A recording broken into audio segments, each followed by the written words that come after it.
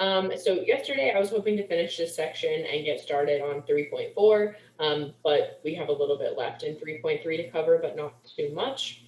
So the last thing we did was talk about standard deviation and then variance, and we went ahead and did this example with the bowling scores, and we found Chris's variance and standard deviation.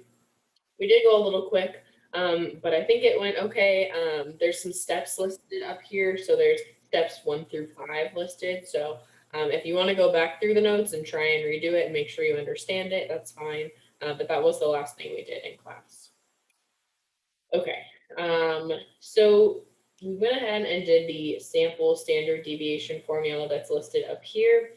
But then there's also one for population standard deviation. So if you remembered, I discussed a little bit about the difference between doing like a study with a sample of data or the whole population of data. So there is a different formula for if you're just using a sample versus if you're using the whole population as your data. So they're not that much different, and I did kind of explain this yesterday that really the biggest difference is in the denominator. So this denominator is n, and this is n minus 1.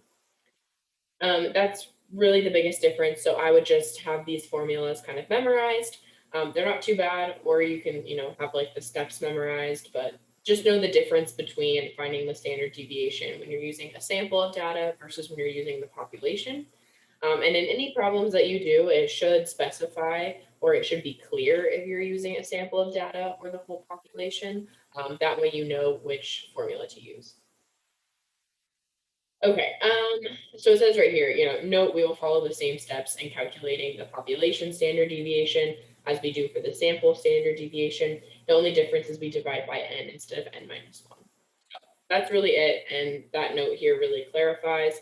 And I did mention that sorry. The reason that it's n minus 1 for the sample standard deviation is because we have this thing where if our population's large and we use a small sample, if we were to divide just by n, it tends to kind of be an underestimate. So to fix that and take that into account, we do n minus 1 instead. You don't really need to know that. That's just a little information for you so that you have an idea of why it's different, but you don't need to know that. Okay. Um, so I'm not going to do any examples with the population standard deviation since it's like basically the exact same. So we'll just move on. The next thing on here is, oh my gosh, it's going to be another day of me yawning. Okay, the next thing on here is the shortcut formula for sample standard deviation. So this will give you the same answer as if you just used this formula up here. It's just a shortcut because it might be a little easier to calculate. So you can see the differences. We've got two summations down below. We're dealing with x squared, and it's just basically rewritten. So the textbook has rewritten this formula up here and this method down below because maybe this is a little easier to calculate in some situations. I would recommend maybe trying this on the above example. So maybe doing the example over again, but with the shortcut formula and just see if you get the same thing. So I'll just make a little note. So try example above. So I just recommend doing this at home or whenever you get a chance, because if you use the shortcut, you should get the exact same answer. So if you want to do that and you want some extra practice, go ahead and redo the calculation in the example, but use the shortcut formula instead. And just make sure you get the same thing. And see which one you like better. So it does say below that this formula does not require finding the mean, but it's equivalent to the original formula. So yeah, it says you can set up a similar table as we did before. I didn't set up a table when I did the example. You can like do these calculations maybe in like a table format. I just didn't for the sake of just the way I did it, but you definitely can. Okay. So now we're just going to get into a few properties of the standard deviation. So remember that standard deviation is a measure of variance and how the data varies. To go back to the definition of it. It's a measure of how far the data values are spread around the mean. So let's just look at some properties, keeping them in mind. So the greater the spread of the data, the larger the value of S.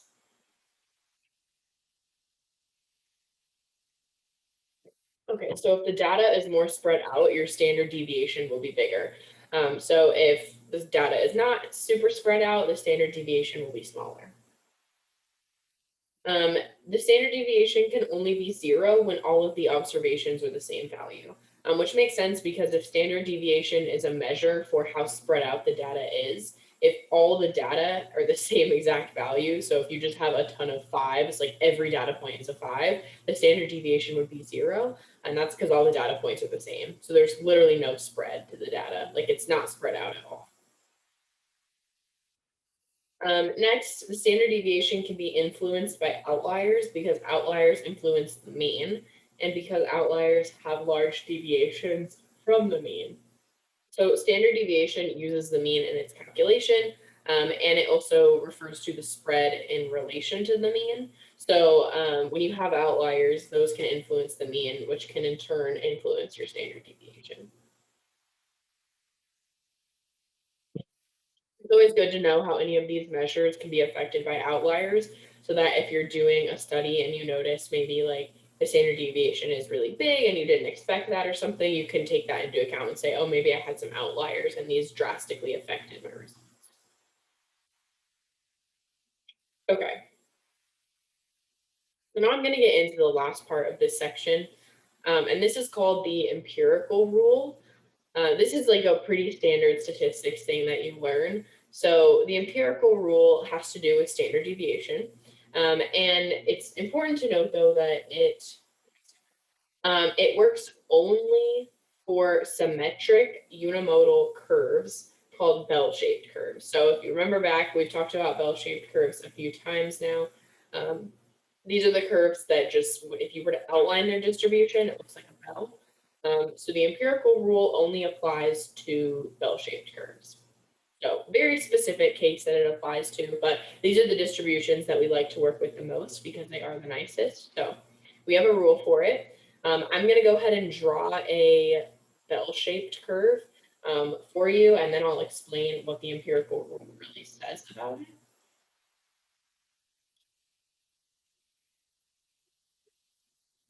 Okay, so remember the bell-shaped curve has one point that's in the center, and then the rest of the data is symmetric around it. So this one, and then I'm going to do 4 bars on each side.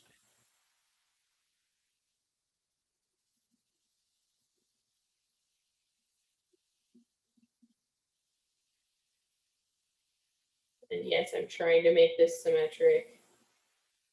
It's a little bit rough, but okay. So this is an example of a bell-shaped curve. I'm going to go ahead and label where the mean is at on this curve. And we did like mention that in the last class that the mean on a bell-shaped curve will fall right here. I'm going to use X bar to denote the mean. Okay, I'm going to label spots that are a certain standard deviation away from the mean. So I'm going to label 1 standard deviation away from the mean, 2 standard deviations away from the mean, and then 3 standard deviations away from the mean. Because remember, the standard deviation is just a number that you calculate. So you can go 1 standard deviation away, 2, 3, and so on. So in general, say this is X plus X. So that's just X plus 1 standard deviation. So remember, we denote standard deviation by S. All right, and then this is X plus 2S. So this is 2 standard deviations away from the mean. And then right here, this is going to be X plus 3S. So that's 3 standard deviations away. And remember, this is just a general drawing. I don't have any specific numbers in this one. So just how I labeled on the right-hand side, so moving to the right away from the mean, I'm also going to label if I move to the left away from the mean. So right here, this would be X bar minus 1 standard deviation away. This would be X bar minus 2 standard deviations away. And then X bar minus 3 standard deviations. I'm just labeling, so you can see it's like, if I have the mean here, I have 1 standard deviation away, 2, and then 3. So I kind of have these like groupings almost. The empirical rule is something that tells us how much of the data will fall within each of these like groups that I've made. So it says down here, 68% of the data will fall within 1 standard deviation of the mean. 95% will fall within 2 standard deviations of the mean. And then 99.7 will fall within 3 standard deviations of the mean. So it's just a really interesting rule that we have about a distribution that happens to be bell-shaped. We know that if we have a bell-shaped curve for our data, that if we calculate the standard deviation, we know 68% of the data will fall within 1 standard deviation away from the mean. So just an interesting rule that we have. So I'm going to just try to draw this on the graph to really represent what I mean. So between these 2 points here, I should have 68% of the data. And then between, let's see, between these 2 points, I should have 95% of the data. And then lastly, between these two, I should have 99.7% of the data.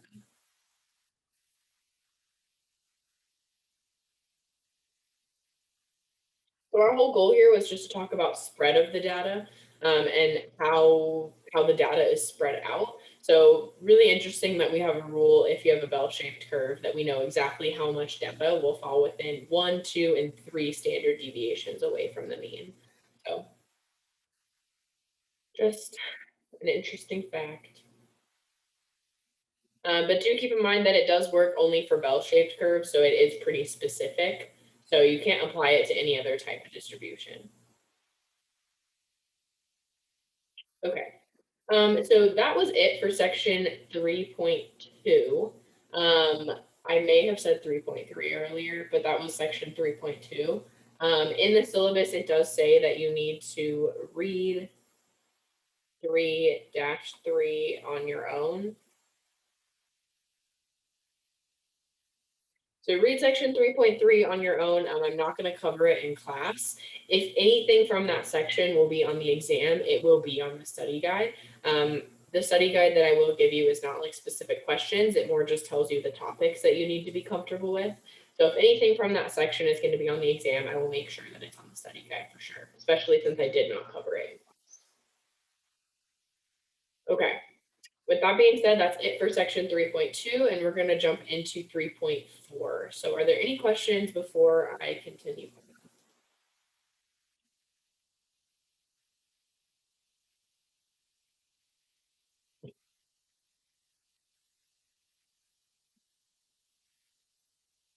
All right.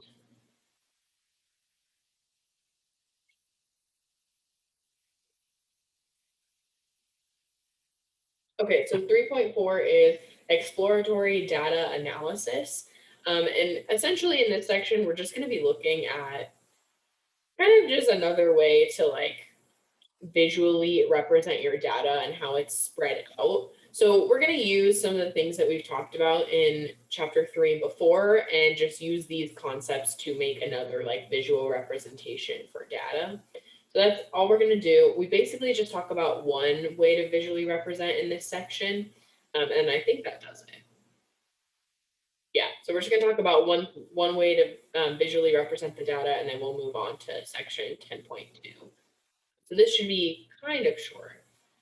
So 3.4, exploratory data analysis. The one thing that we're going to talk about is the box and whisker plot. If you're familiar with stats, you may have heard of this before. This is a pretty common thing that you'll learn. So the box and whisker plot sounds kind of weird, but you'll probably see why it's called that. And it's used to summarize measures of position graphically. So it really just shows you how your data is spread out and where important, important numbers that have to do with your data set lie. So below it does tell you that to do the box and whisker plot, you need this thing that's called the 5-number summary. So I will explain what the 5-number summary is in just a second. It's also written here in parentheses. So the 5 number summary is known as the minimum, and then what we call quartile 1, quartile 2, and quartile 3, and then the maximum. That might make absolutely no sense right now, but it will as I go to explain it. So just know that to make a box and whisker plot, you need what's called a 5 number summary, and that is the min and 3 quartiles, and then the max. And then another note is that any outliers are going to be indicated by a little star on the box plot. Okay, and then we get into how to find these things called quartiles. So the min and the max in your data set are exactly what they sound like. So this is just the smallest number in the data set, and this is just the biggest number in the data set. So that one makes sense. But then the quartile 1, quartile 2, and quartile 3, those are probably things that you haven't heard of if you haven't heard of a box and whisker plot.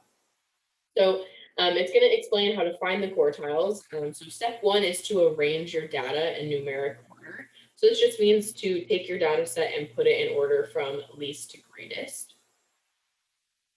So step 2 is then to find the median of the data set, and the median is also referred to as, oh my gosh.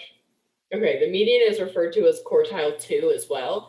So that's just another name for it. We learned how to find the median last class period, so that one's not really new. It just has another name, which is quartile 2 or Q2 for short.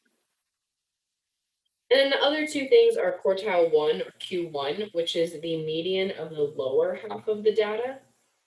And then the next one is the median of the upper half of the data, and that's quartile 3 or Q3. So you're really just finding 3 medians in order to find these 3 quartiles. They just have different names. Okay, so let's actually do an example. So we have this data set here. So if I'm going to find the quartiles, I'm going to do the very first step, which is to arrange my data in numeric order. Okay, so I'm going to go from least to greatest. So my smallest number is 14. And sometimes I like to just cross them off as I go. My next number is 17. And then after that, I have 23. And then 26. I have 26 again.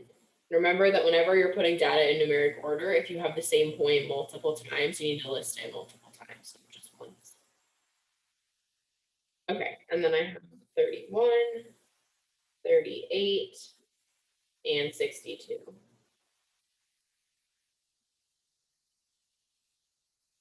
Okay, so I've done the first step, which is to put my data in numeric order.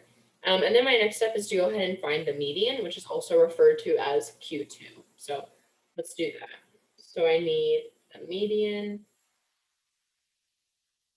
also known as Q2.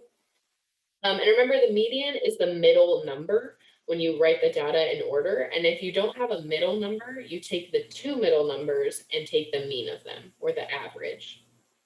So my data set consists of 1, 2, 3, 4, 5, 6, 7, 8. So my data set has 8 numbers. Even numbers don't have a middle number. Only odd numbers have a middle term. So in order to find the median of this data set, we need to take the 2 middle numbers and take the average of them. So in this case, my 2 middle numbers would be 26 and 26. So they're the same number. If you were to add these together and divide by 2, so take the mean of them, you'll get 26 back. But the median is equal to 26 plus 26 over 2, which is still 26.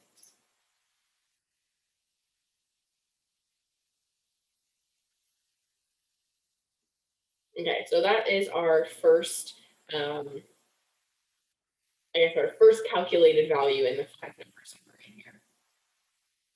So next, we're told to find the median of the lower half of the data. So we do need to split the data in half. So I'll just draw little boxes below it. So that's the first half, and that's the second half. So the median of the lower half of the data, my lower half is 14, 17, 23, and 26. That again is 4 numbers, which is an even number, so it doesn't have a middle number. So we'll need to take the middle 2 numbers and take the mean of them. So to find Q1, Q1 is equal to the median of the lower half, which is going to be 17 plus 23 divided by 2, and that's because those are the 2 middle numbers in the lower.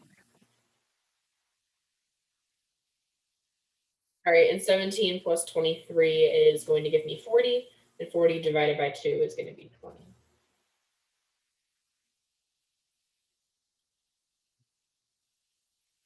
Okay, lastly, I need to find Q3, and this is just the median of the upper half of my data set. So my upper half is 26, 31, 38, and 62. So to find the median of this, I take the middle 2 numbers, and I take the mean of them. So this is equal to 31 plus 38 divided by 2, which is equal to 34. Wait.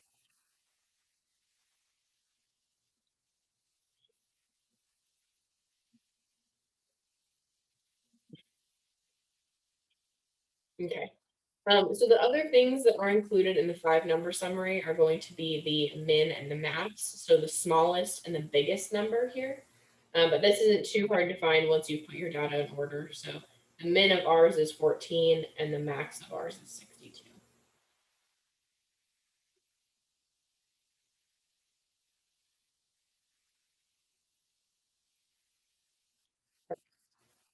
So the next thing that is discussed is something called the interquartile range, or because that's super long, we're going to abbreviate it as IQR.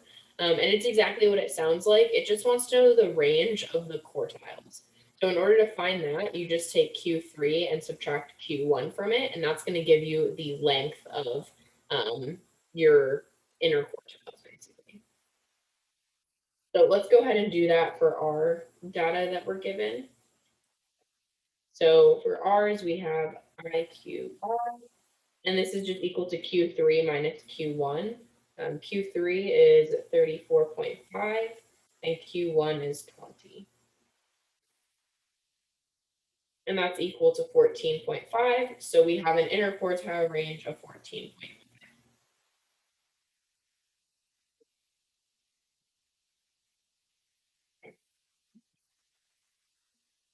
Okay.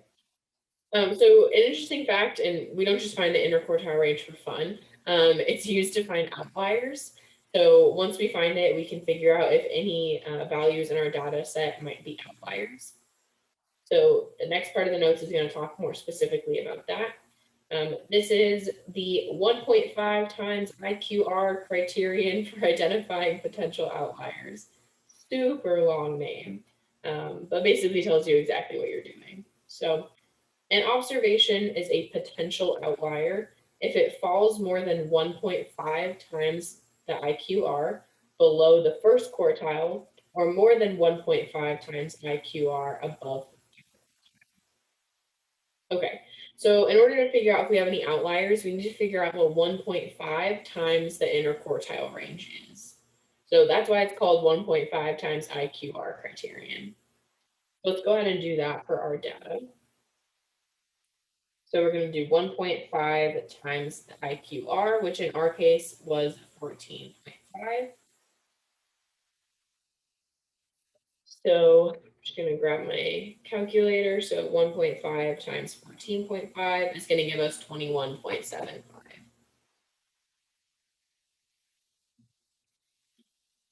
Okay, so now we know what 1.5 times IQR is. And then down below, it wants us to use our data set and use this criterion to determine if there are any potential outliers. Okay, so we know that it's a potential outlier if it falls more than 1.5 times IQR below the first quartile. So that means that it needs, like, we need to use that value, our 21.75, and subtract it from Q1. Because if anything is below that number, then that could be a potential outlier.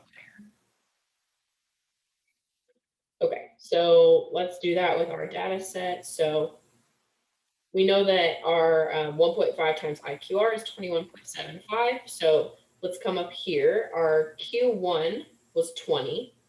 So what I'm going to do is do 20, and I'm going to subtract the 1.5 times IQR from it.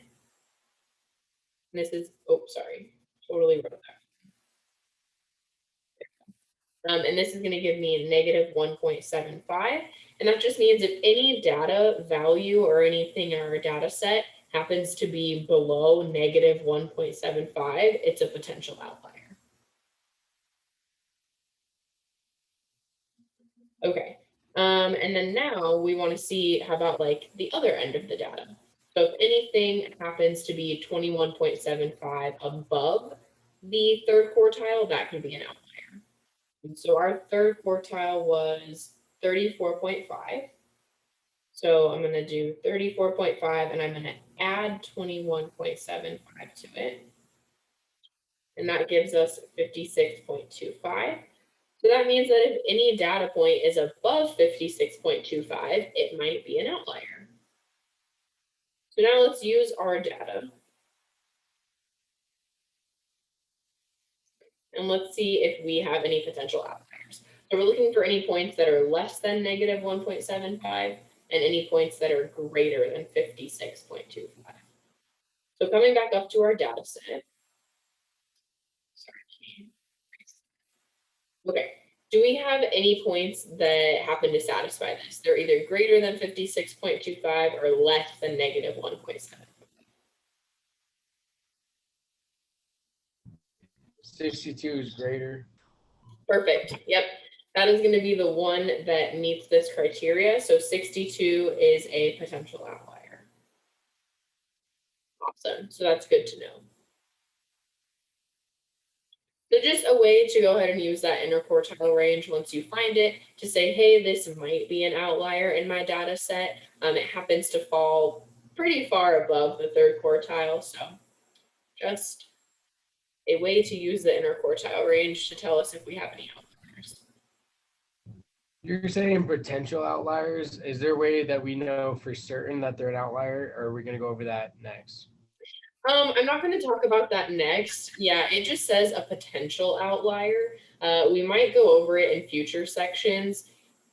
Usually, I mean, this point specifically, 62, it looks pretty much like an outlier, and you'll see it when we draw the little plot. But the notes are very careful to say they're only potential outliers, so we won't technically say they are outliers yet.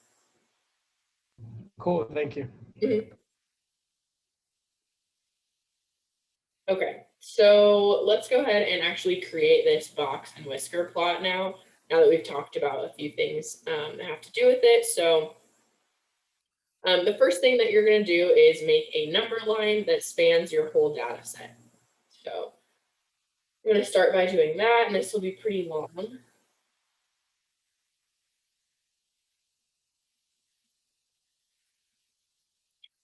Okay, so since my data ranges from, I believe, around 14, I think it was 14 to 62, I'm going to make my number line just go from 10 to 70. Just that way, it's got a little space on both sides. So let's see, I think I need to do like 14 marks on here. So I'm going to count by fives. So let's see. Yeah, okay, see if I can do this.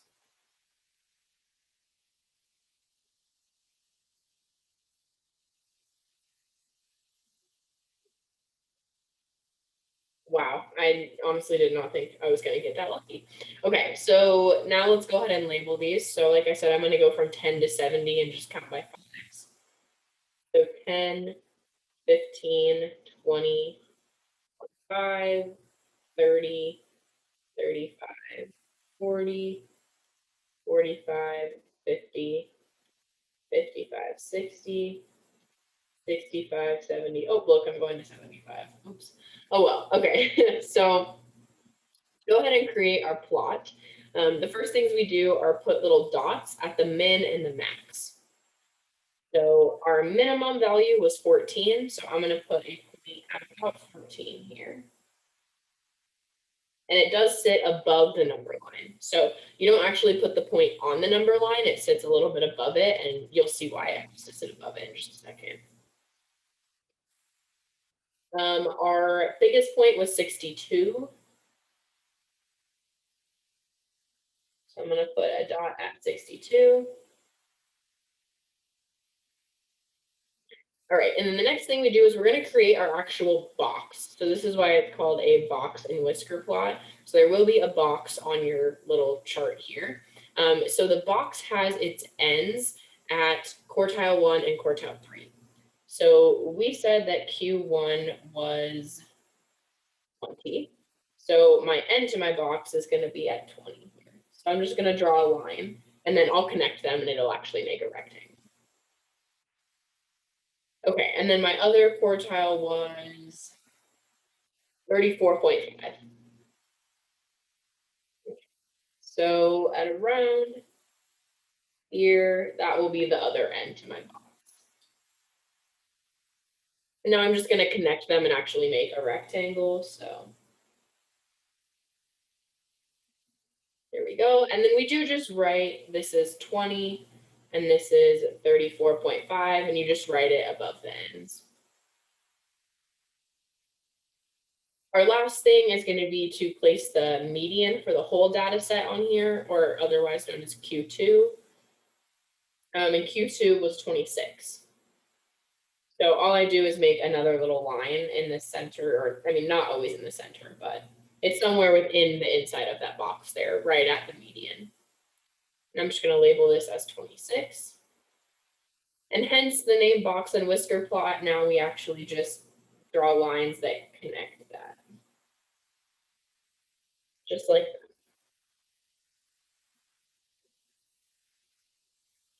So like I said, once you draw this plot, you can probably see that 62 definitely does look like an outlier, which is how we identified it as a potential one. It's pretty far away from like the medians. So our box really falls a lot more to the left on this graph, and then 62 is way far off to the right. So you can see now why that we were able to identify it as a potential outlier. So that's all you need to do for a box plot. You just need that 5-number summary, which is the min and max, and then you just need those 3 quartiles, which are all just medians of some sort. And then you literally make a box and draw some whiskers off to the side. Let's look at what the box plot tells us. So there are a few important things. In general, a box plot gives you the following. So if the median is near the center of the box, the distribution is approximately symmetric.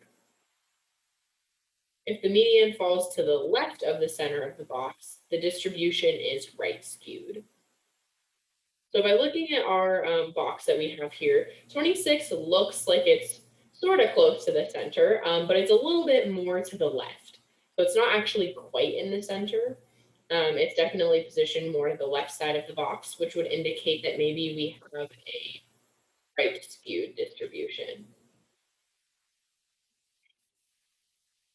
So similarly, if the median happens to fall to the right of the center of the box, the distribution is left skewed. If the lines are about the same length, so those whiskers on the side, the distribution would be approximately symmetric. If the right line is larger than the left line, the distribution would be right skewed, which does kind of follow what we're given here. So our right line is a lot larger than the left one, which does indicate that we may have a right skewed distribution. So you can see that we satisfy the 2 criteria here for a right skewed one.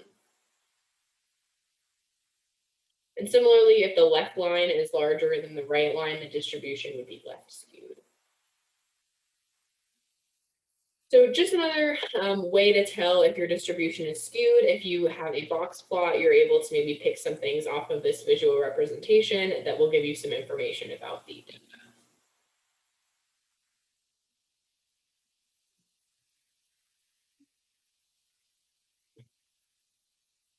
I believe that's it for box plots. Yeah, that's all there is. So that was all for the end of chapter 3. We just talked about, let's see, measures of like center. So where maybe your center is about on your data set. And then that's when we talked about like the mean, median, mode. And then we also talked about how to measure the spread of your data. And then section 3.3 is left for reading. And then right now we just talked about the box plot, which is a good visual for like the spread of your data. All right, that is all for this chapter. We do have like a bonus section that's kind of like just thrown in with chapter 3, at least that I'm teaching with chapter 3. So I'm going to start that one. Are there any questions before I do?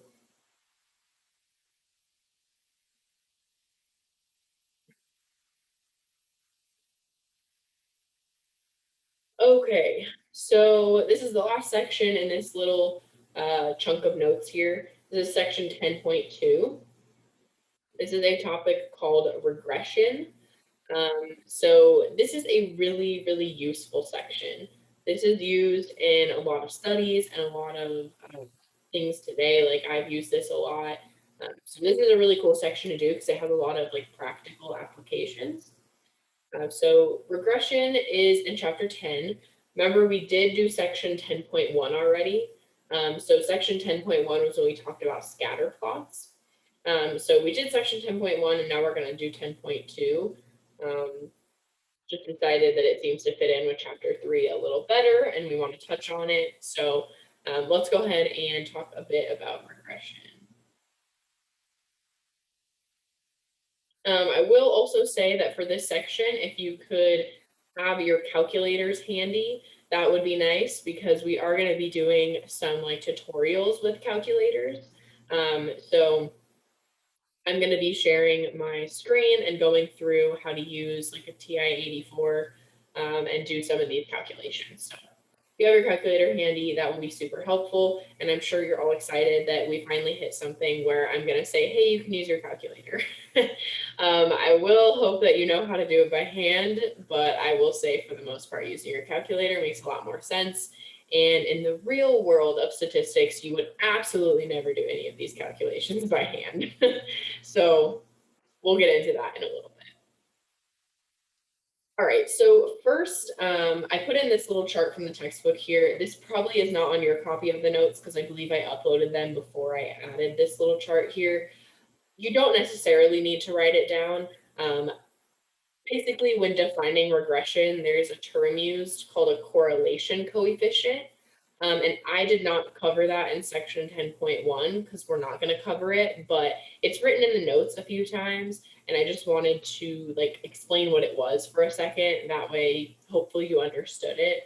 And whenever we use the calculators to do calculations for this, it will tell you what the correlation coefficient is. So I just wanted to explain what it was. That way, if you see it, you're not confused what it is. But you don't have to copy this chart down. It's just for the sake of me explaining. So once we've discovered that a linear relationship exists, so remember we talked about with scatter plots having two variables and graphing that data. And we said, hey, if the scatter plot has the general shape of this, it has a linear relationship. If you really can't pick out where a line might go through the points, then there isn't a linear relationship. So we talked about that a little with scatter plots. So that's why now we're going to talk about if there is a linear relationship, how can we use that to our benefit? So if you know that there's a linear relationship between two variables, we can do this thing called regression. However, the notes say, once we discover that a linear relationship exists and the correlation coefficient is significant, that should make no sense to you because I didn't talk about that. I did not mention what the correlation coefficient is. I'm going to briefly explain it for a second. I'm going to write down what the definition is just so you can see it. I'm not going to question you on it on the exam or anything because that's not fair, but I'm just doing it for the sake of explaining. So let me define this. This is in section. So if you're curious and you want to understand, you could definitely read about it in section 10.1. It's not too much. I'm just not going to take the time. But the correlation coefficient, it just measures the strength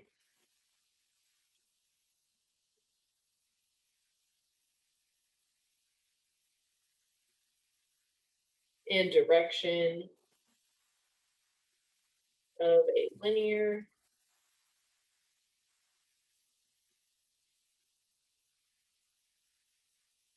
relationship between two variables. It's really closely related to how we talked about scatter plots and how we said, hey, if your scatter plot happens to look like this, you probably have a linear relationship. The correlation coefficient, it's just a numeric value that tells you the strength of that linear relationship. That's all it is. So I threw this chart in here so I could briefly explain that. So the correlation coefficient ranges from -1 to 1. And if you're near 1, if you're near +1, it means that you probably have a strong positive linear relationship. And if you're near -1, it means that you probably have a strong negative linear relationship. There are some, like there's a formula in the book for how to calculate this. It's not too bad. It's a similar formula to how we did like standard deviation. It looks kind of similar.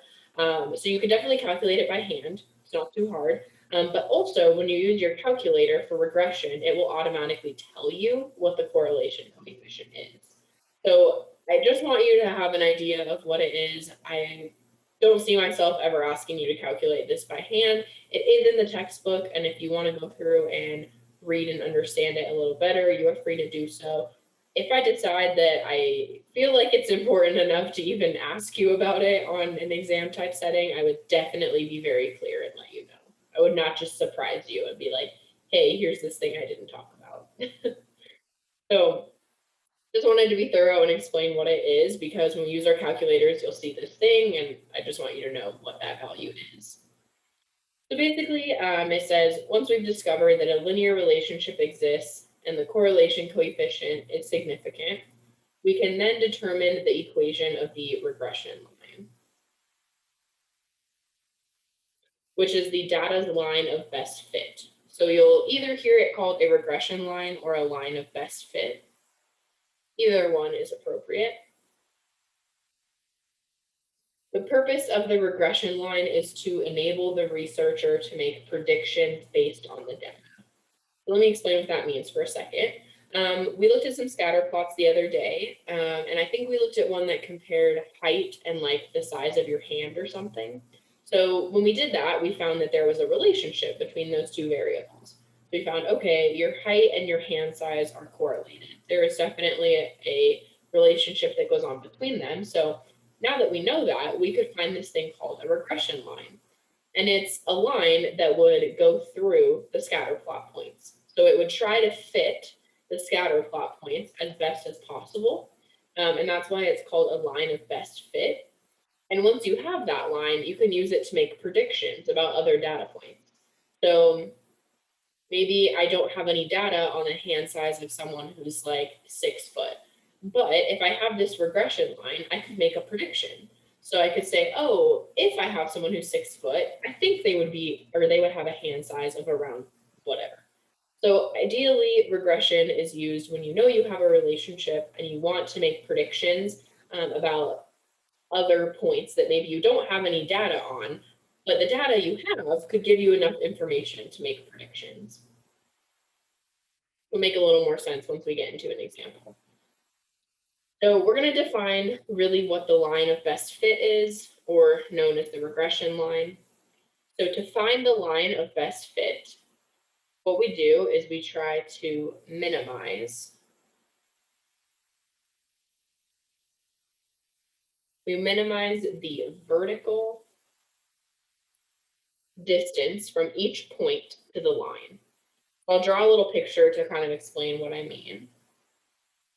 So if I have, let's say, a scatter plot and I've got some points here, and okay, they look like they're kind of in a linear, relationship thing where there could be a line that goes through them.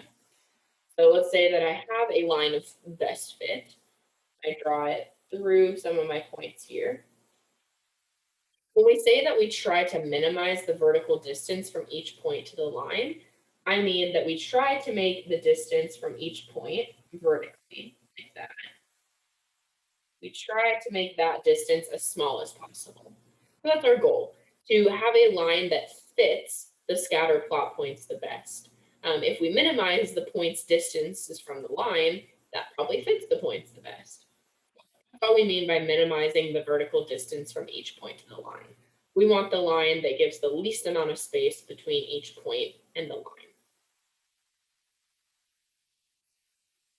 So down below it says we need a line of best fit so that we can predict values of y from the values of x.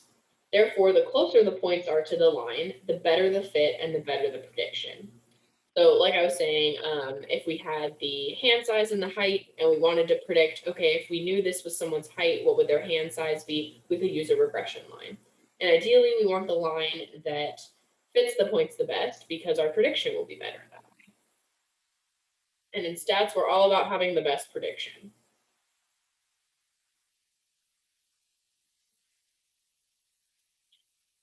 Okay. So now that we have this concept and we know that there's this thing that's a line of best fit, how do we actually find what it is? It's actually not too bad. There's a formula.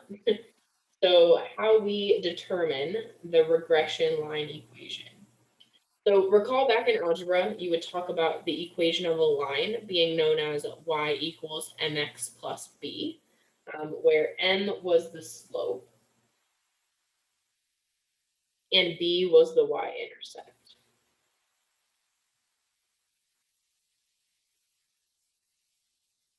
Well, a regression line is really no different. A regression line is just a line like y equals mx plus b.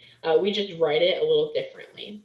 So in statistics, the equation of the regression line is written as y prime equals a plus bx. You can see the similarities here between y equals mx plus b and y prime equals a plus bx. They're pretty similar, but in this case, a is going to be our y-intercept, or y prime intercept, and b would be the slope.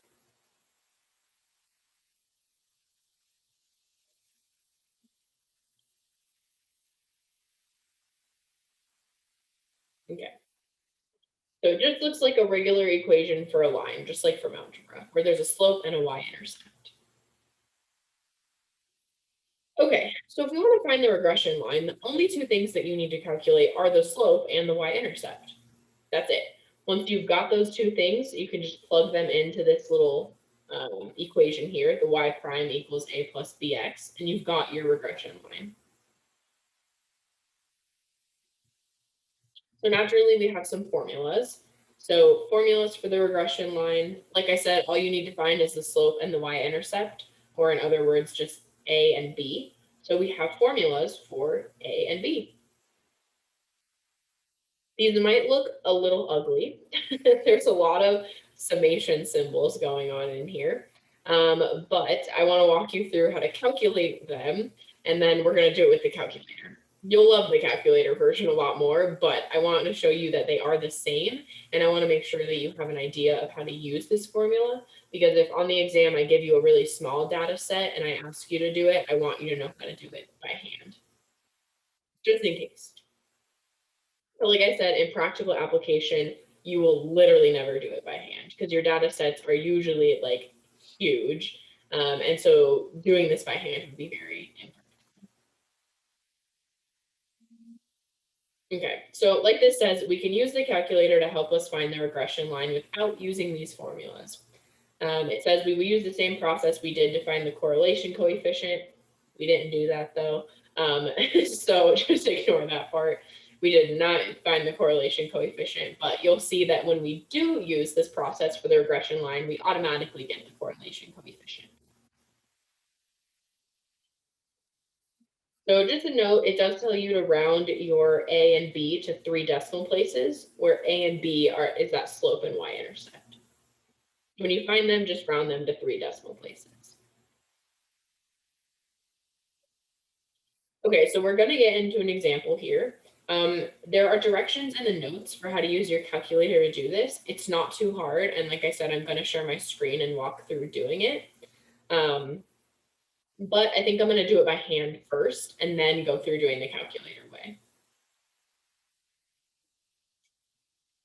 Okay, so let's go ahead and do this example. So this is age and sick days here. So we have how many? We have 6 data points. So we have 6 ages and then also the amount of sick days per age. So 6 data points is not too bad to do by hand. So that's why I'm going to do it that way first, just so I can show you. So I'm going to copy the formula down for A, and we'll calculate A first by hand. So A is equal to the sum of y values times the sum of the x values squared minus the sum of the x values times the sum of x times y, all over n times the sum of x squared minus the sum of x squared. Okay, so I might just do A by hand. I might not do B. I don't know. I don't want to like take forever to do this, but I do want you guys to understand what the formulas are saying. So we have a few things here. We've got the sum of y, sum of x squared, sum of x times y. So let's focus on the numerator first of this equation, and I'm just going to take it piece by piece. So first, I'm literally just going to find what the sum of the y values are. So this symbol, the summation symbol, it just means to take each y value and add it together. So that sum of y is just telling me to take all of these y values and just add them up. So if I just pull out my calculator and add them up, I have 16 plus 12 plus 9 plus 5 plus 6 plus 2. Okay, that's equal to 50. So I'm going to just fill these in as we go here. So this is equal to 50. My first part there. Okay, well, my next little thing is the sum of x squared. And all this is telling you to do is take each x value, square it, and then add it up. That's it. So you just have to go through and square each of these x values and then add them together. So just to write this down here, I'll throw it here just so you can see what I mean. So the sum of x squared is equal to 18 squared plus 26 squared plus 39 squared plus 48 squared, 53 squared plus 58 squared. Okay, and if I just do this in my calculator to save myself time,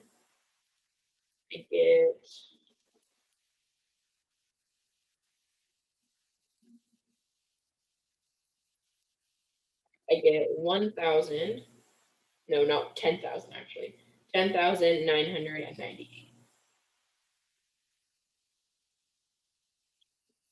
Okay, so my next little part that I need is the sum of the x values. So now I just add up all the x values. So 18 plus 26 plus 39 plus 48 plus 53 plus 58.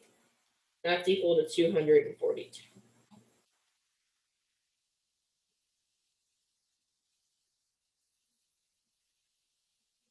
Okay, the next thing that I need is the sum of x times y. So this one might be a little more confusing, so I'll write it out. So the sum of xy just means that we go through each data point and we multiply x times y and then add them together. So first I'll do 18 times 16, and then I'll add it to 26 times 12. And then I'll do this for the rest of them. And then I'll add it to 39 times 9 plus 48 times 5 plus 53 times 6 plus 58 times 2. I'll do this in my calculator just to save time. And no one wants to do this by hand anyways, so.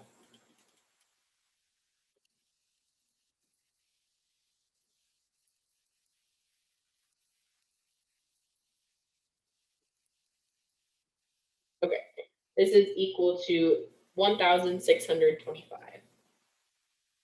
So I have to multiply this by 1,625. Okay, and now I found all the things in my numerator, and now I just have to do the denominator.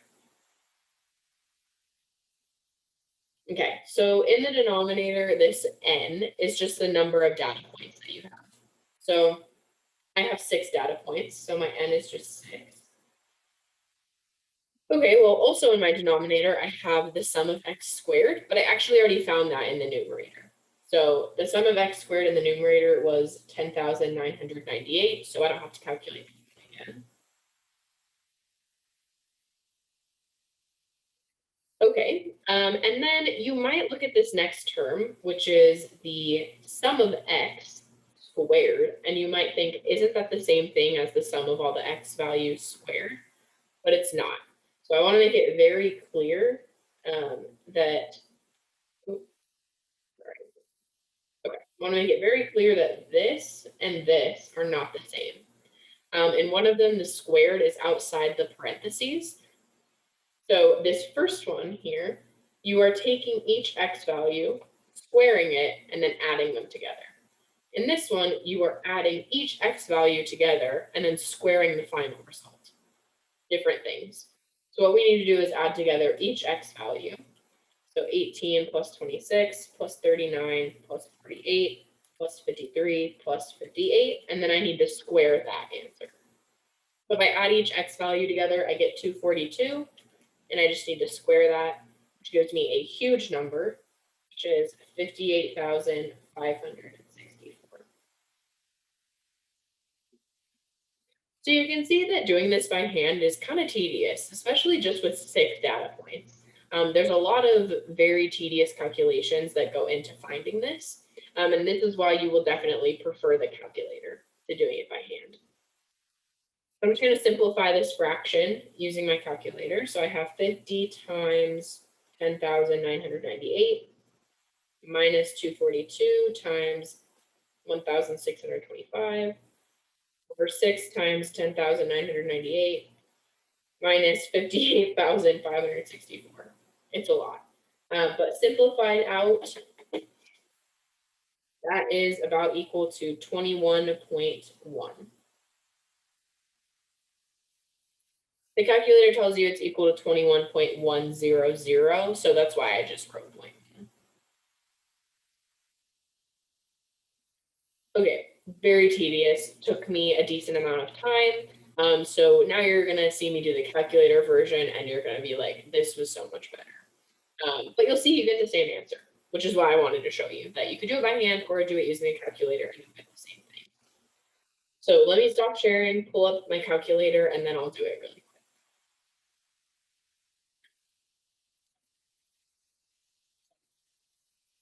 Okay.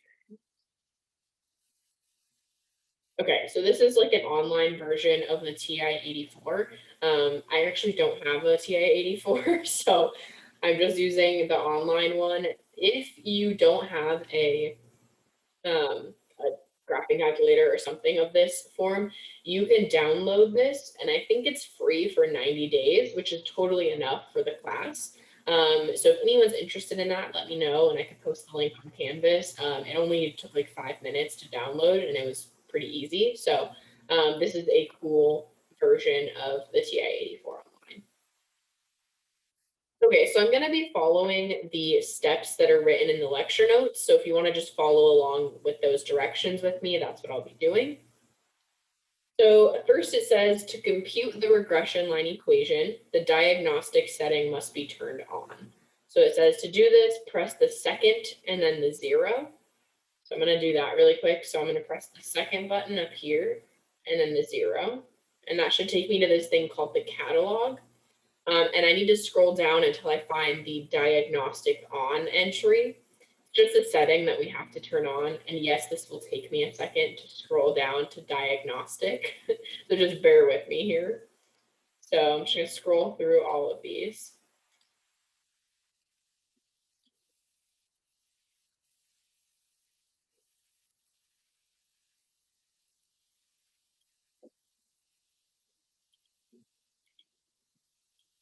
earlier I was doing this and testing it out, and I hit the button way too many times, and it just kept going for like 30 seconds going down. I'm going slow right now.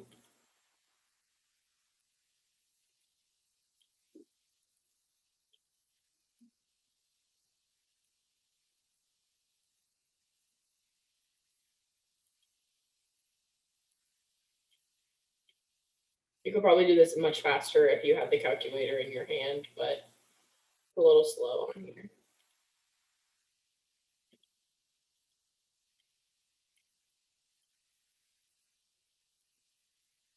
Okay, finally. So we need the diagnostic on entry. And once you get to where your little arrow is over the diagnostic on, you just hit enter. And then you're just going to hit enter once more. And it'll say done after you do that.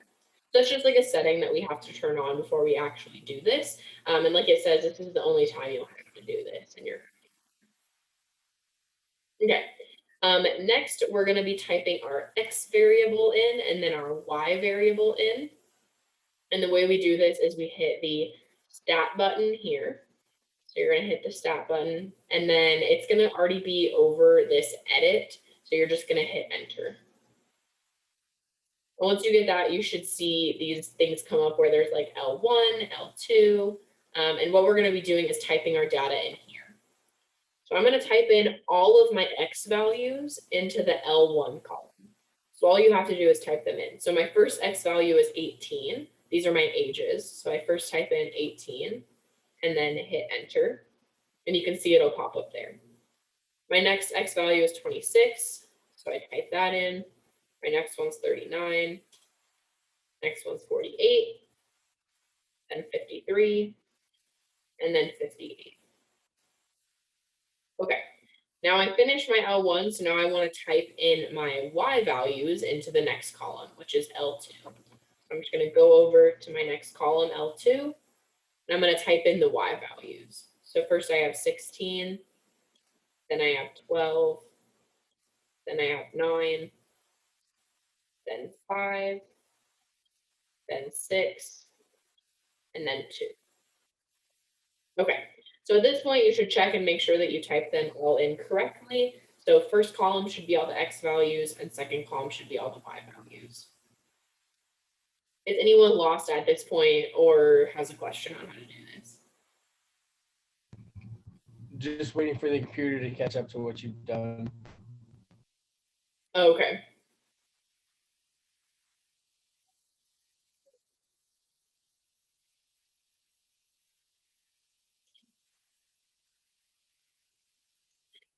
Yes. I have the TI Inspire as well.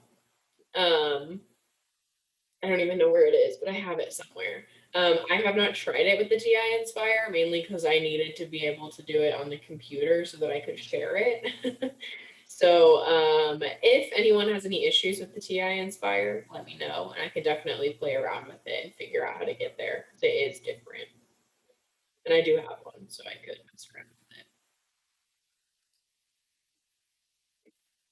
Okay. So now that you've got this all in, the next part's pretty easy. So all you have to do is hit the stat button again. And then instead this time you need to come over and highlight the calc option. So I'm just going to hit the right arrow. And once you get there, all you have to do is press 4 because 4 says LinReg, which stands for linear regression. So you just need to hit the 4 button.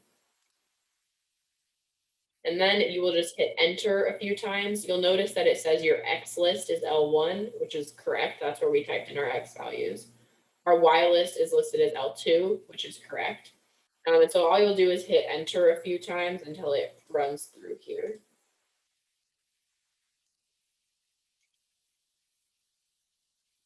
And then boom, you're done. That's it. So it goes ahead and gives you A and B. So you'll see A is negative 0.3165. B is 21.1, which you'll notice that's exactly what we got when we did it by hand. So we did this by hand, we got 21.1.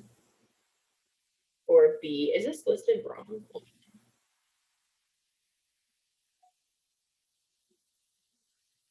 Oh, yeah. This listed as AX plus B and your notes have A plus BX. That's very confusing. Okay.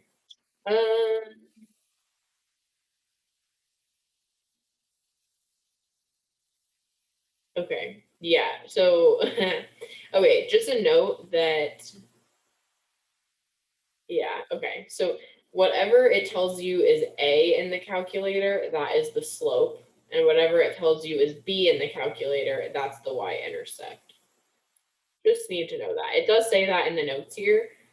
I just assumed it would be the same in the calculator as it is in the textbook, but sadly it's not because they flip A and B in here. So in your textbook, it defines it as y equals A plus BX. Calculator does y equals AX plus B. So it flips the what's A and B in your calculator. So just know, and it says it in the notes, that the A that you get in the calculator is the slope and the B is the y-intercept. Which that does line up with what we calculated. So when we calculated by hand, we got a y-intercept of 21.1, which is the same thing that we get in the calculator. Okay, so I do want to just say that, remember I said there's that correlation coefficient, which is known as R. That is what this R value is that you're given. So we're given an R value of negative 0.97. If you look at when I defined it in the notes, an R value of negative 0.97 would suggest that we have a really strong negative linear relationship. Which if you look at the data points that were given, that does make sense. So just so you know, this R that you're given is the correlation coefficient.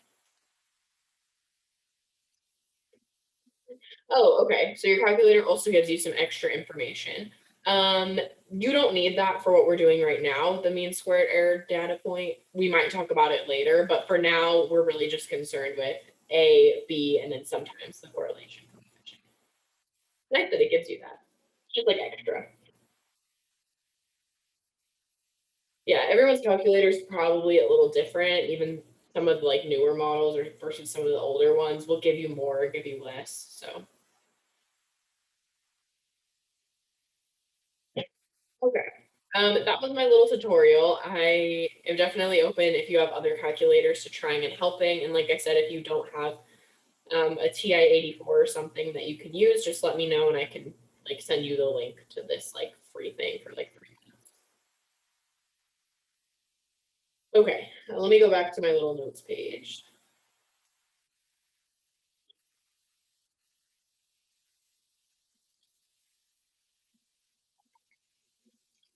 Okay, all right. So I'm going to just go ahead and write down what the example is asking for. So it says, find the equation of the regression line and the correlation coefficient.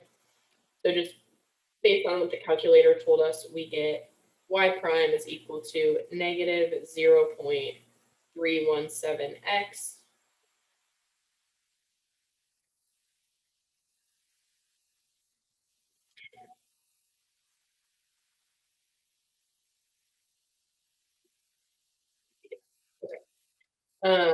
Plus 21.1. Wanted to make sure that I wasn't mixing them up because I don't want to confuse anyone.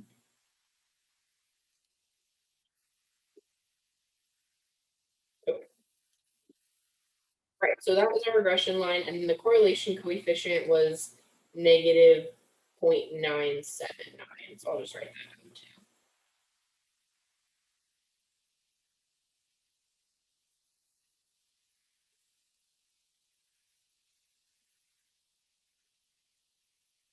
Now this is the cool part where you get to see why this is actually relevant, like why we even care to find something like the regression line. So we do it for the sake of prediction. Now we're going to see why this is actually useful. So the next two questions in this example are find the number of sick days predicted for someone who is 30 years old and then someone who is 75. This is pretty simple to actually use the regression line once you find it. So all we need to do, if we want to find the number of sick days predicted for someone who's 30, all we have to do is plug in 30 into our equation that we found.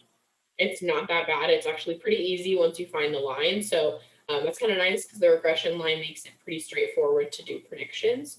So you just plug in 30 for x. So this is equal to negative 0.317. And instead of x now, we just plug in 30. And then if I just plug this into my calculator, I get about 11.59. Okay, well, that tells us that for someone who's around 30 years old, it is predicted that they'll take about 11.59 sick days.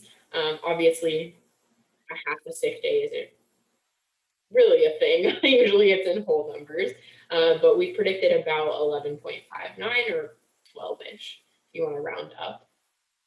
So it's kind of cool because if you look at our data that we have, 30 is about like between 26 and 39. So it's somewhere in here. So you would assume that the days that they take, the sick days would be somewhere between 12 and 9, which it is. Kind of cool. So next, let's do the one that wants you to predict it for someone who's 75. So same thing, just going to plug in 75.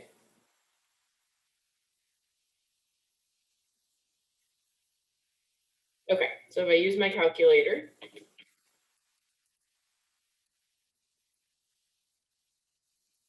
I get something really interesting. Actually get negative 2.675. It doesn't make a lot of sense, obviously. You can't really have negative sick days. So that makes absolutely no sense. And that brings us to our like last little, I guess, bit of information about regression here. And that's this thing called extrapolation. So this is using a regression line to predict y values for x values outside of the observed range of data. So you can see, I wanted to make a prediction for someone who's 75, but if I look at all the data I started with, I only looked at people ages 18 to 58. I didn't look at data for anyone that's around the age of 75. I was stopped at 58, but I wanted to use this line to make a prediction for someone who's 75. And that often doesn't work, nor is it accurate. So that gets into the, concept of, hey, that's why we got negative 2.675, which makes no sense. So just a little warning with regression, you don't want to use it really to predict y values for an input that's way outside the data you started with. So 75 is outside our observed range of the data. So that's why we got kind of a crazy answer. So just something to consider when you use regression. Often the predictions are not super accurate if you're using it for stuff that's outside of the range of data that you started with. It's really more useful for things that fall within the range, but maybe something that you didn't have a data point for. So like doing a prediction for someone who's 30 was good because we didn't have any data for someone who was 30, but we had data for ages around 30. And then there's some examples here. So collect a sample of adult men and compare their weight and height. Could this be applied to children? No. So just another example of something being outside of the scope. So, if I collect a bunch of data on grown men, I can't really apply that information to children because they're not the same. So just an example of why that doesn't really work. And then I like this last example because it goes into time and using year as a prediction. So you have Y being the winning time for the 100-meter run, and then X being the Olympic year. There's another example that your book gives in terms of time that I think is a little more clear on why this is a problem. So I'm going to just talk about that one for a second. So the textbook says actually that at one point, gas prices were predicted to be $10 a gallon right now, using some prediction with statistics. This was all obviously based on past year's data. So they obviously don't have any data for like this year when they're making the prediction. So years ago when they predicted that we would be at $10 a gallon for gas, this was all using past data. And then they were trying to use it to predict the future. Not super accurate all the time. So like they predicted our gas would be at $10 a gallon. Granted, it's very high, and where I used to live in California, it was crazy, but it's not $10 a gallon still. So you can see how sometimes the predictions will fail if you're using all data from past years trying to predict things in future years. So that's an example of how that might fail. That is it for regression. I know that was kind of a lot and a newer topic that's, I mean, I at least think it's a little more challenging. So it's probably one of the more challenging things in statistics, but hopefully it wasn't too bad. So yeah, that's all I'm gonna say on regression for now. Are there any questions before I move on?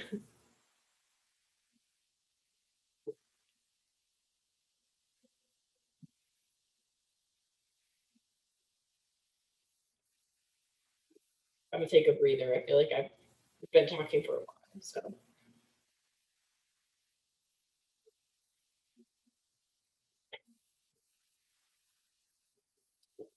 Okay, so we've officially finished chapter 3 and section 10.2.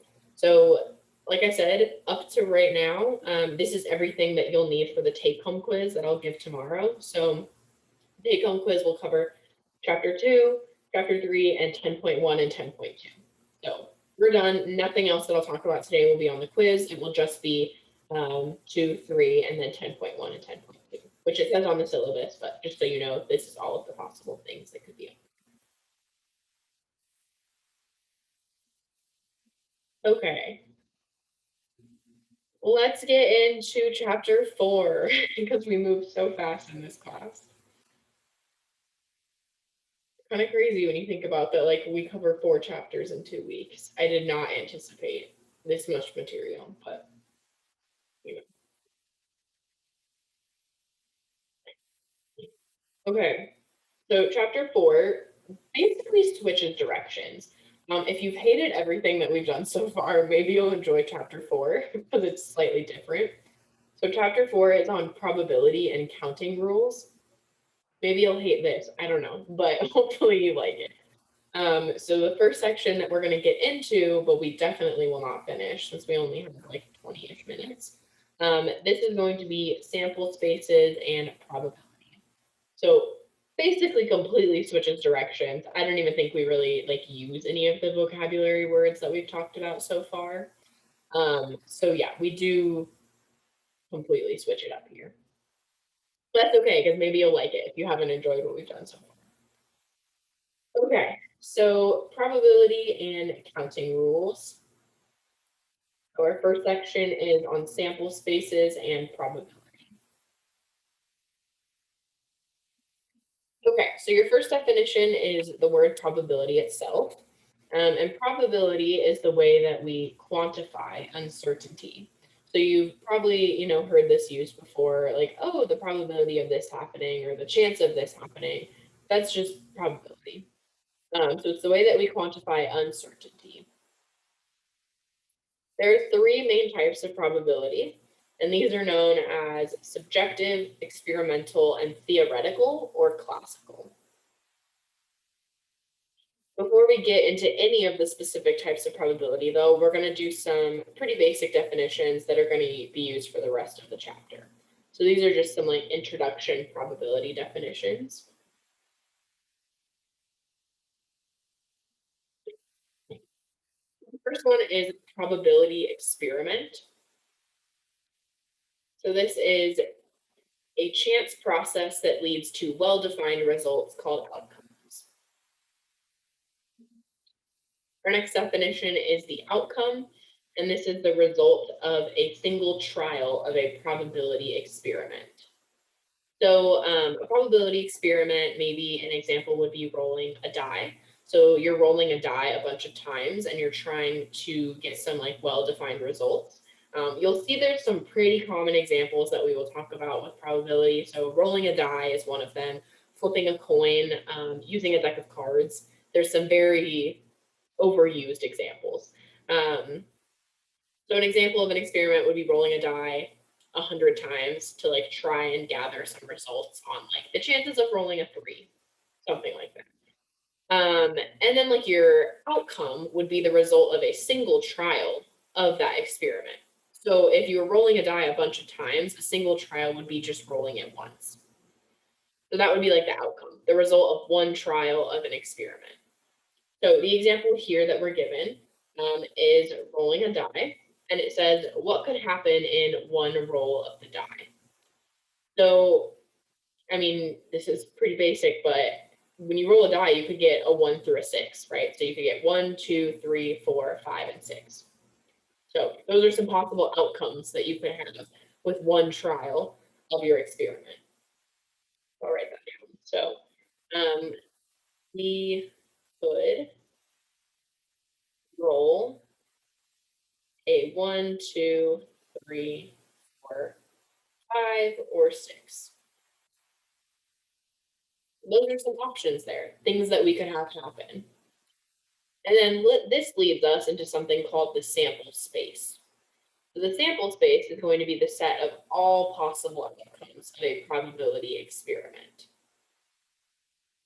So sometimes the sample space is a little tricky to come up with, but it's really useful because it gives you an idea of what possible outcomes you could have.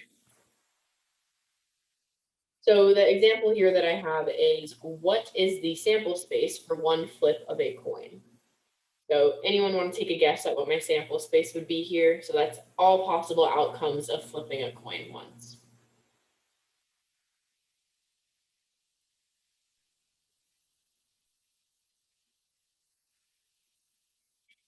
See a chat. 3. So like 3 different outcomes? Is that what you're? Because it could land heads, tails, or technically could also land on the side. Yes. Okay. Valid. So it's really funny because in the textbook they actually address that and they say, okay, it could land on its side, but we're just gonna go with heads or tails. So they totally address that in the textbook.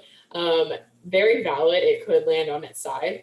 But for probability, we usually just say heads or tails. So for this sake, I'm gonna say heads or tails, but totally a valid answer. So your sample space would be heads and tails.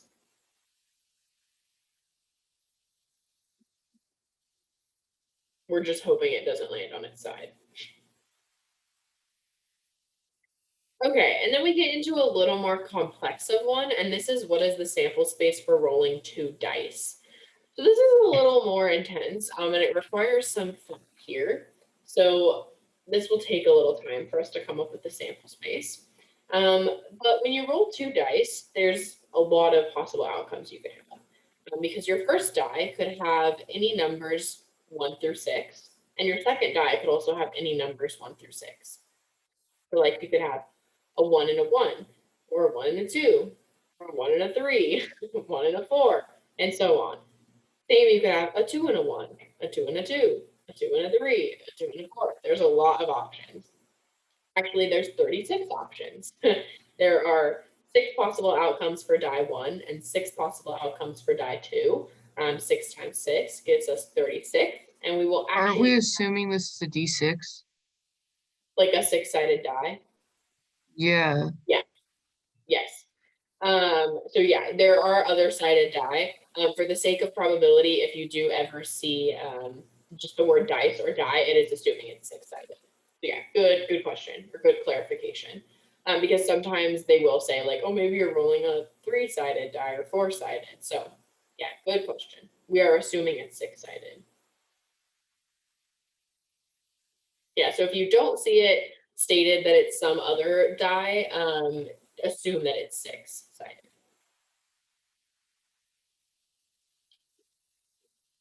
Okay, so the easiest way to get all these possible outcomes down is actually going to be to draw a chart.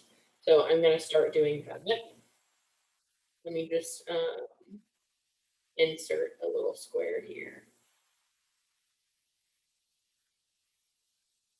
Okay.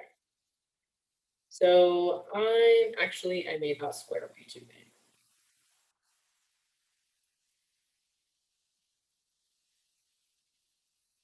Okay, that's better. All right, so I'm going to draw a grid with 36 boxes on it. So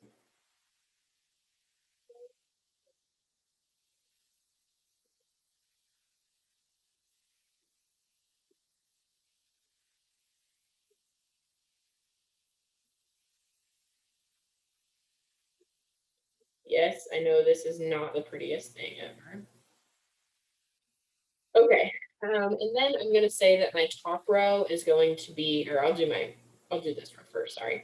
This one, I'm gonna indicate the outcome of die 1, and on the top, I'm gonna have the outcome of die 2. So on my first die, when I roll it, this could be 1, 2, 3, 4, 5, or 6. So when I roll both dice, my first die could be 1 through 6. Same with my second die. It could also be 1, 2, 3, 4, 5, and 6.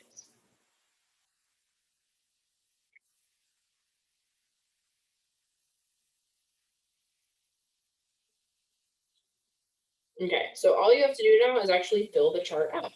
So in my first box up here in the top left-hand corner, I have a 1 and a 1. So this one represents rolling a 1 and then a 1. Okay, in the box right below it, I have a 2 and a 1. So this represents rolling a 2 and then a 1. Okay, and then this one I have a 3 and a 1. So this represents rolling a 3 on die 1 and then a 1 on die 2. I'll just keep filling.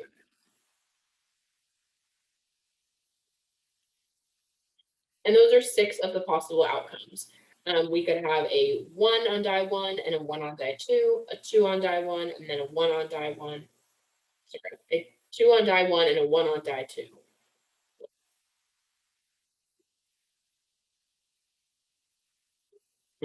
Now we just need to fill in the rest of the chart, which, like I said, it's a little tedious and it takes some time. But here we have a 1 and a 2. Here we have a 2 and a 2.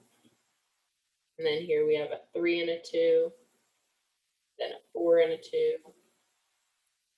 5 and a 2. And a 6 and a 2.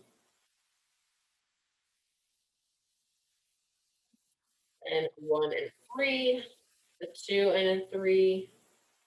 3 and a 3. 4 and a 3. And then a 5 and a 3. And lastly, a 6 and a 3. So hopefully you see the pattern by now. I will let you guys finish filling this out in your free time because this is a little tedious and it's also in the textbook. So if you want to double check, it is in the textbook already. So this is just the sample space for rolling 2 dice. So all the possible outcomes you could have.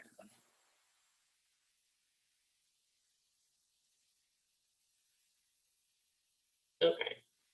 So let's talk about one more example for sample space, and this is the composition of a deck of playing cards.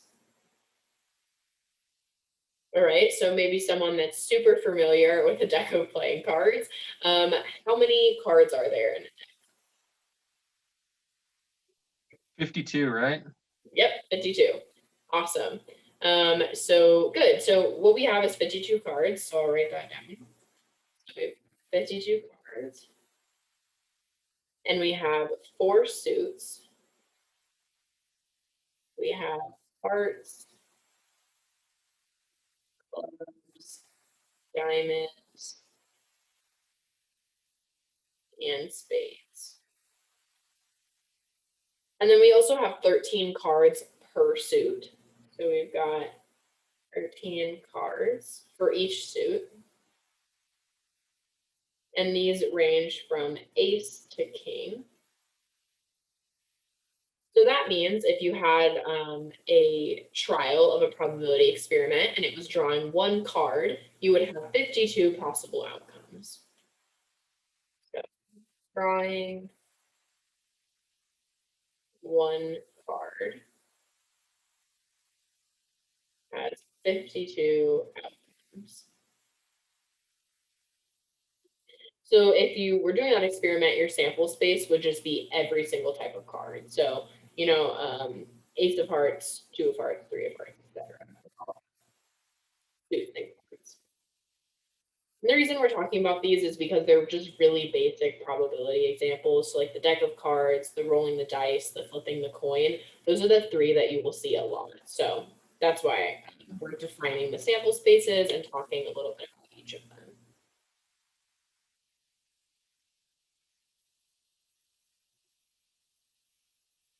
Any questions on that?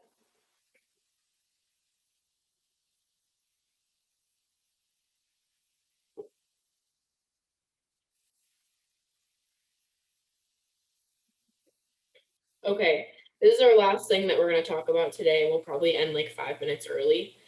So our last thing is going to be tree diagrams. So this just says, let's examine how how to use tree diagrams to find the sample space of an experiment. So this is something that can be helpful when you're trying to locate the sample space. It just helps you to break down all the possible options. So we're just going to do an example of that so that you can see how it works. And then there's actually another example below it. So we have two examples for tree diagrams. And I'm going to do the first one with you guys, and then I'm going to let you try the second example on your own. And then we'll start Thursday by doing that one together. I'll let you try it, and then we'll come together as a class on Thursday and do it. You can see how you did. So this first example is on 3 children. So it's an example that's also in the book. So it's on a family having 3 children and what the possible like combinations they could have are. So you could have like 3 boys, 3 girls, whatnot. So this is also a classic probability example from the textbook. So we're just going to do this one. So a tree diagram, you've probably all seen them before, even if you don't realize that you have. So it goes through basically all the options for each thing that you're doing. So we're going to go through, okay, well, the first child, we have 2 options for them. So I'm going to start by doing this, like what's called a branch of the tree diagram. So these are branches of it. So you could go either way. So for child 1, parents could be told they're having a boy or a girl. So,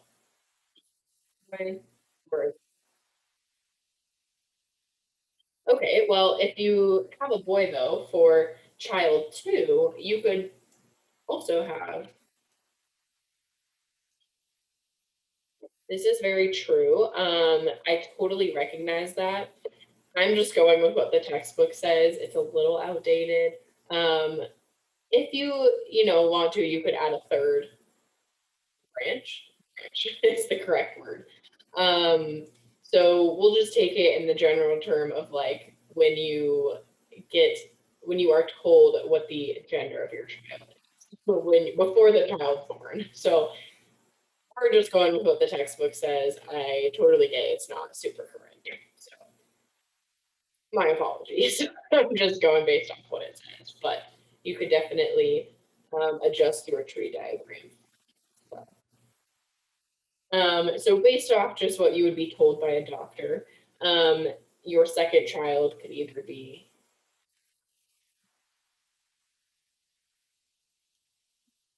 and then same here. So if your first child was a girl, your second one could still be,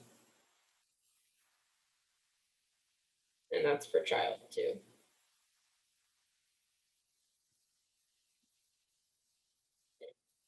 And then you're going to do the same thing again for each of these options. Really getting repetitive at this point.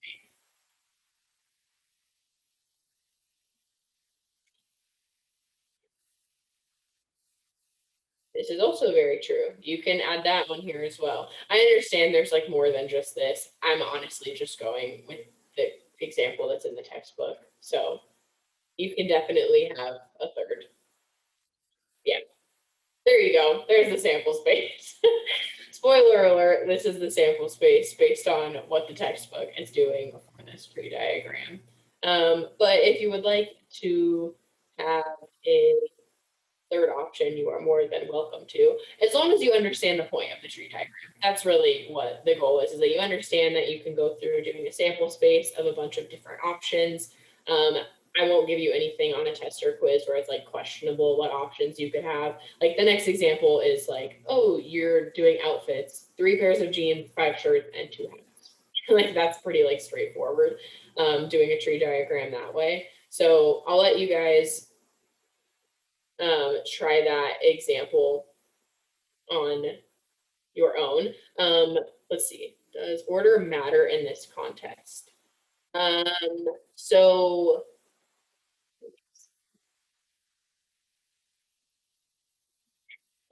oh, like does the order of like the boys or girls matter? Oh, I see. Yeah, I was talking about from Oren's response, like, could you consolidate the ones where it's 2 boys and a girl and 2 girls and a boy, or are those separate points? Yeah, good question. So these would actually be considered separate. So in this case, it does matter, and you'll see why, because I think we'll do some examples with this. So like, keep them separate. Don't keep them down to 1. But that's a good point, because you'll see some questions that'll be like, oh, what's the chance of maybe having like 2 boys and 1 girl? Okay, well then you have like 2 of the outcomes, I think. Yeah, like, no, 3 of the outcomes. 3 of the outcomes have 2 boys and 1 girl. So that would be 3 of the 8 possible outcomes. So you have a 3/8 chance of having 2 boys and 1 girl. The order does matter, and keep them separate for doing the tree diagram. Good question. Good distinction there. So since that seemed pretty good and you guys got the sample space, I will just quickly fill this in and then write down what Oren already put in the chat. So we have a sample space of BBB, BBG, BGB. Sorry, my G's are like terrible. BGG, GBB, GBG, GGB, and GGB. Okay, so that is your sample space for this one. Like I said, I'll let you guys try the next example, and then that's the first thing that we'll do next class period. But that's all for today. So I will stop my sharing. And your take-home quiz will be posted tomorrow. I'll probably throw out an announcement when I put it up, just in case. That way everyone knows for sure that it's up. And I think that's all. So